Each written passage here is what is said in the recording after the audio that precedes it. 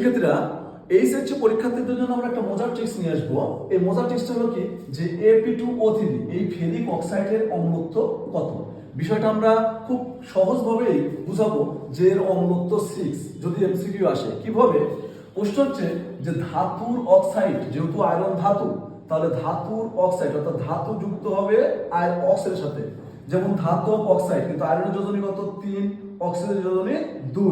তাহলে বলবো ferric oxide. ধাতুর অক্সাইড সবসময় হয় কি? ক্ষারকীয়। তাহলে এই ক্ষারকের অম্লত্ব কত? অর্থাৎ এই ক্ষারক যতগুলো অম্লকে প্রশমিত করতে পারবে আমরা ততগুলোকে বলবো, ততমল অম্লকে বলবো তার অম্লত্ব। তাহলে আয়রন যদি ক্লোরিনের সাথে বিক্রিয়া করে কি তৈরি করবে? AbCl3 প্লাস পানি। সেক্ষেত্রে তাকে দেখো আয়রন আছে কয়টা? 2টে।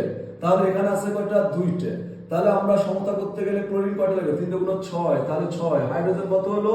6টা, এখানে 3 দাও, 3 × 6। অক্সিজেন কত? 2টা, এখানে 3টা, এখানে দেখো অক্সিজেন 3টা, মিলে গেছে।